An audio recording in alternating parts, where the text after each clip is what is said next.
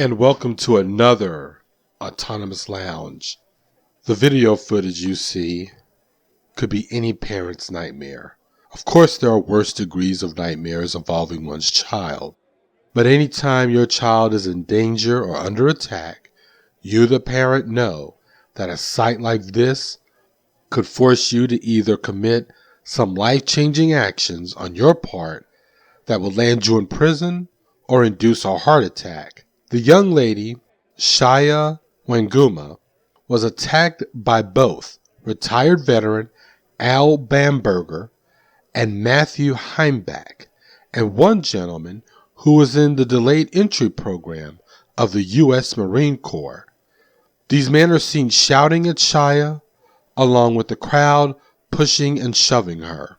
The Marine-to-be is named Joseph Pryor. He was let go as a recruit when they saw this footage, and the Marines Recruitment Office gave a press release condemning his actions caught on camera. As parents, my wife and I will always be worried about stuff like this because our oldest daughter has already attended about 5 police brutality demonstrations without us.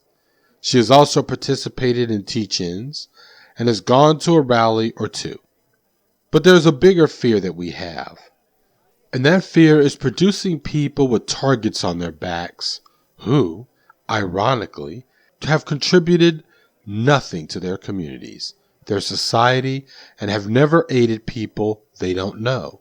If anything, they can be part of the problem as nothing more than agents of social injustice, parasitical offal feeders in the belly of our society's rulers, leeches of consumerist product drain, only looking forward to the next happy hour or the latest box office smash to opiate their feeble little minds. In 2011, my wife and I got involved in our local Occupy Wall Street movement. We made a conscious decision to bring our kids to certain actions like demos and the larger marches that OWS did in collaboration with Big Labor. And when it came to the more riskier work of unannounced direct actions where there would be civil disobedience, then one of us stayed home with the kids. Our decision for us to put our children in proximity to political activism was to show them how social change begins, where it starts with the grassroots, and it starts from the bottom with people. As I said in an older episode, and I cannot believe that I have over 50 videos now in the 3 months this channel has started, I set out most of the OWS actions and planning work because I actually still felt some form of activist fatigue, if there is such a thing, from some 24 years ago. I just wasn't feeling the we can change the world overnight energy. We mainly had it to where it was my wife doing most of the OWS work, so she would work from home, then head out to Zuccotti Park or at the atrium where most of the committee meetings were happening.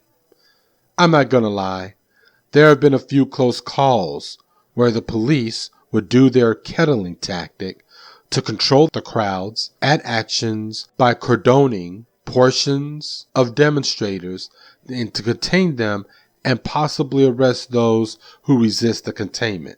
Me and the kids, or Miss Autonomist and the kids on occasion, have been caught in a few kettles, but we always planned that both of us would walk a certain distance apart from one another depending on who had the kids, and if a kettle would form, the other would sort of hoist the kids over or body surf them to the other parent so the kids would at least be outside of the kettle.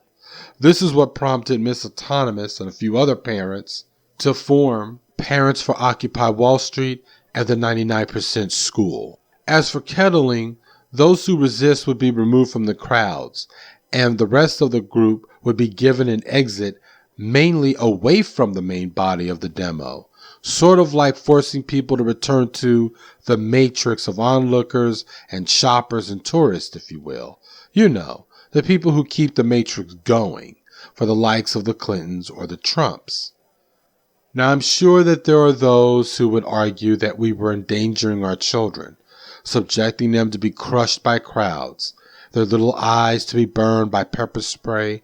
But ask yourself this question.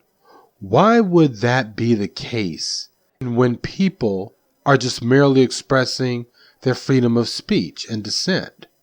Why is there violence from the state when we supposedly live in a democracy? We wanted our children to see what capitalism is and who truly protects it, and most importantly, how they protect it. We subjected them to an education, and that is being radical while parenting. Well, everyone, I think I might conclude the parenting series next week, where I ask, what are families? Challenging the normative that is a lie. Drive home safely from the lounge.